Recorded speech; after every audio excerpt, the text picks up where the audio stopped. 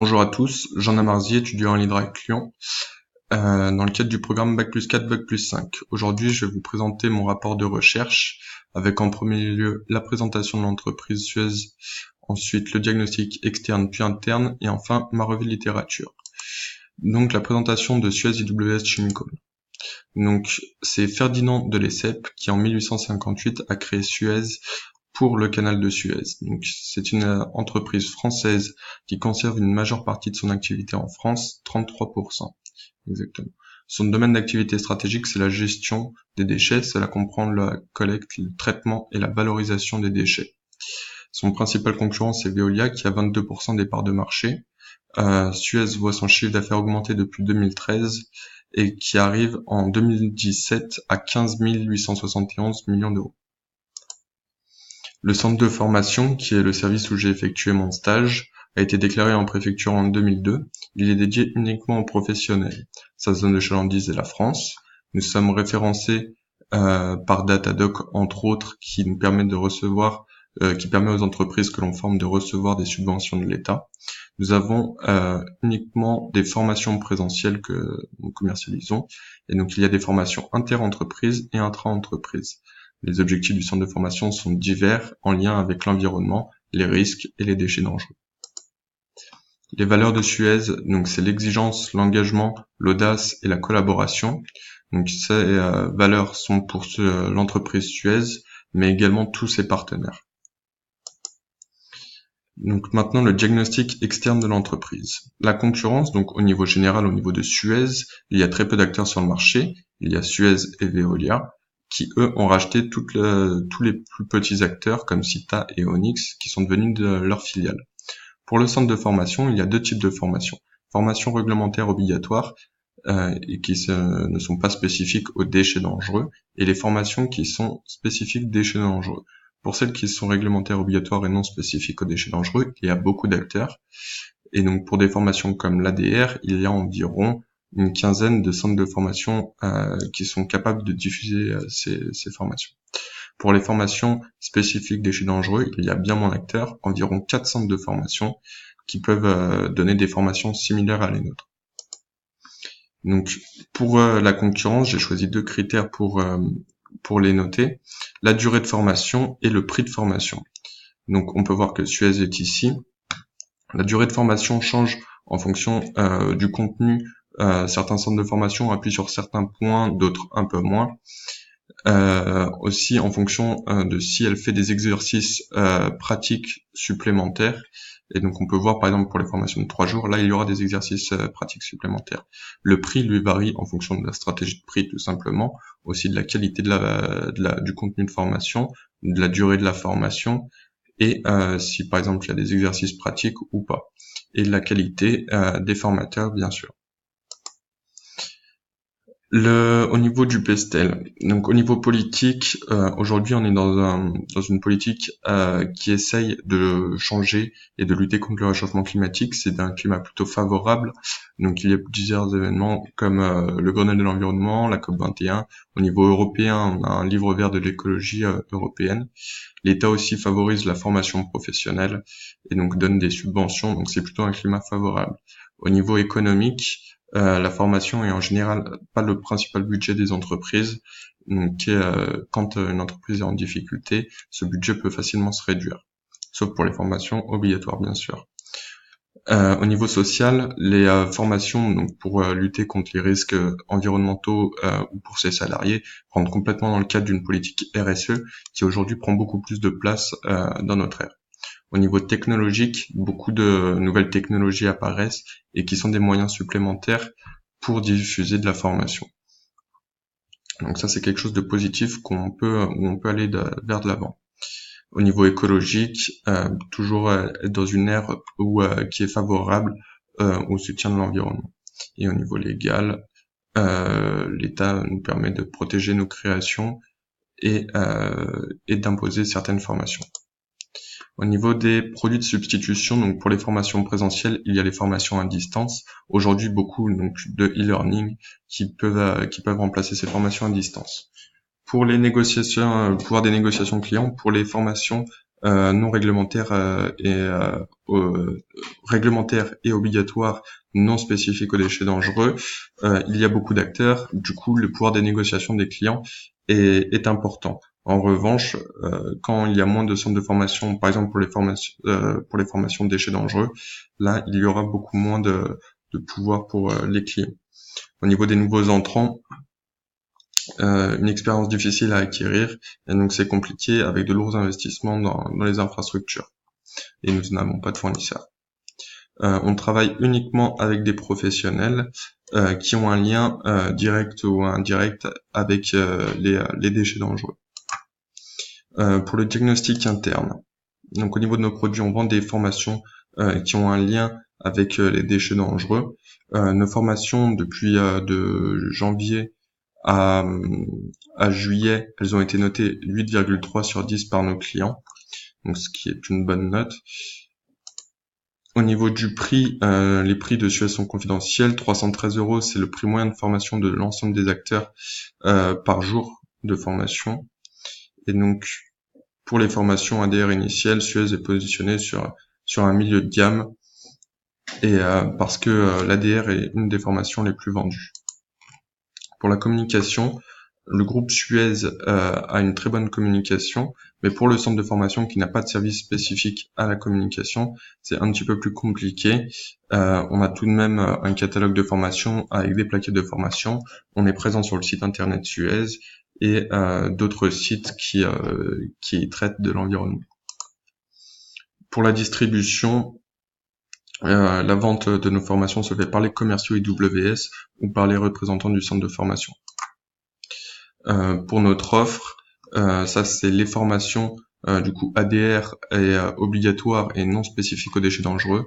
Et après, c'est les formations déchets dangereux. On dépend de la direction industrielle de Suez et le centre de formation est ici. En ce qui concerne nos forces, on a de très bons formateurs, on a une très bonne renommée, on est éligible les entreprises que l'on forme sont éligibles aux subventions des OPCA car on est certifié Datadoc. En ce qui concerne nos faiblesses, on a une petite largeur de gamme, c'est-à-dire qu'on a que des formations présentielles et pas de formation, par exemple e-learning. Donc c'est aussi une opportunité de développer, on a la capacité de développer notre offre de produits vers d'autres systèmes de diffusion, comme par exemple l'e-learning, et faire des modules un petit peu plus courts, par exemple des modules de 15 minutes qui n'existent pas encore sur le marché. Au niveau des menaces, il faudra surveiller la concurrence qui pourrait avoir la même idée que nous. Au niveau des performances commerciales, pour les commerciaux IWS, donc j'ai pris 2 années, 2016-2017, avec les 3 personnes qui peuvent vendre notre formation. Les commerciaux IWS, Actu Environnement et le centre de formation. Les commerciaux, ils ont vendu beaucoup de formations, mais ensuite les clients sont déjà connaissent déjà le centre de formation, donc ils passent par nous. Donc c'est normal que ça atténue un peu, mais là ça a quand même bien diminué. Et du coup, ça s'est répercuté. Donc on peut voir sur le centre de formation qui a très bien performé et qui a vendu, qui a doublé le nombre de ventes de formation. Et pour Actu Environnement, ça reste stable. Ma revue de littérature. Donc j'ai abordé différents thèmes. Donc on va commencer par la formation professionnelle. Donc elle a beaucoup évolué depuis 1968. Donc elle vient des mouvements de grève de 1968, la formation professionnelle. Ça permet aux salariés de monter en compétences, de rester compétitifs, aux salariés et donc aussi à l'entreprise. L'ensemble des entreprises, elles doivent reverser une somme d'argent à l'État pour la formation professionnelle. Et donc l'État a créé les OPCA, donc organismes paritaires collecteurs agréés, qui vont récolter cet argent, qui vont aller contrôler des centres de formation pour savoir si les formations se traitent bien des bons sujets et sont de qualité, avec des bons formateurs. Et donc une fois qu'on est éligible aux OPCA, les entreprises que l'on forme pourront recevoir les subventions de l'État. Et donc le FPSPP, lui, les EPCA vont lui reverser l'argent et c'est lui qui est chargé de distribuer l'argent entre les différentes entreprises qui veulent recevoir des subventions. Le rôle de l'État est très important puisqu'il impose certaines formations, il impose certaines gestions des déchets, et donc à ce moment-là, il peut en plus rajouter d'autres formations obligatoires, et donc a un impact très important sur la formation professionnelle. Pour les formations professionnelles, formations à distance, la formation à distance, ne veut pas toujours dire e-learning. En 1728, Monsieur Phillips a d'ailleurs fait la première formation à distance dans la Boston Gazette, et donc c'était diffusé sur des journaux qui étaient payants à l'époque. Et donc la formation à distance, elle peut être faite sur plusieurs moyens de communication possibles: chat, téléphone, revue de presse, télévision, et donc pas nécessairement en ligne. Donc le principal atout, la synchronisation du formateur et de l'apprenant qui disparaît, c'est-à-dire que le formateur peut créer sa formation et 3 semaines après, l'apprenant peut apprendre sa formation sans qu'il soit en concordance. Le e-learning qui vient des nouvelles technologies, et learning de l'anglais apprendre, nécessite l'usage du multimédia, des formations interactives et donc l'usage de Internet. Ces formations à distance ont été reconnues par le RNCP et donc sont certifiées par l'État, et l'Éducation nationale et le ministère du Travail. Pour la RSE, les formations que l'on donne sont pour la sécurité des employés, pour la sécurité de la population et de l'environnement.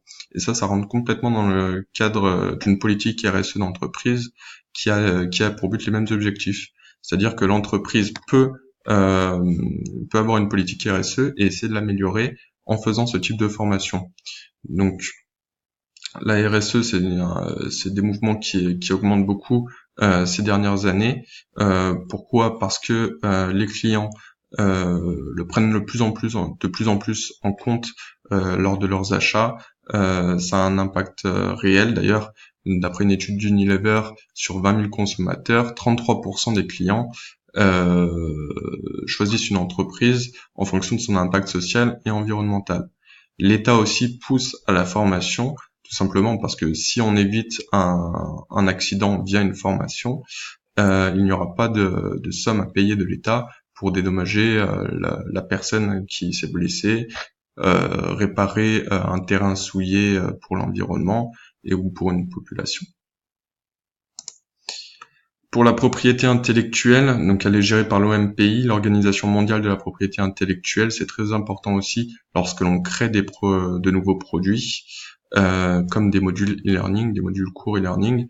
Donc il faut savoir que l'employeur reste propriétaire de la création d'un employé, et donc c'est très important pour éviter que nos concurrents nous copient ou prennent des informations ou se forment même sur une création de modules e-learning.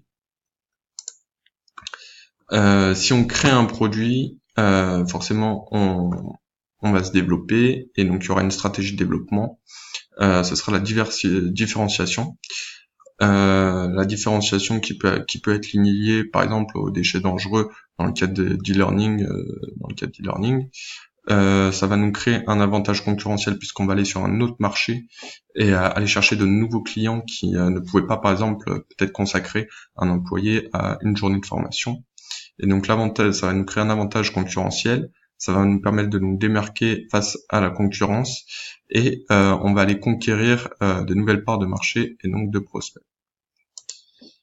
En résumé, si on part sur une optique de créer un nouveau module e-learning, la demande va être extrêmement importante et influente. Il va falloir la concerter via des études. On va lui demander quels sont le type de formation en petits modules de 15 minutes qu'elle voudrait avoir et qu'elle serait susceptible d'acheter. Et donc, on va devoir faire des études, faire des e-learning, des petits modules tests qu'on pourra envoyer à des clients que l'on a de longue date, en qui on a confiance. Et pour tester ces petits modules, il faudra trouver un moyen de diffusion sécurisé pour éviter que les modules soient par exemple téléchargeables ou modifiables par les clients et qu'ils soient transmis ensuite potentiellement à nos concurrents. Et il faudra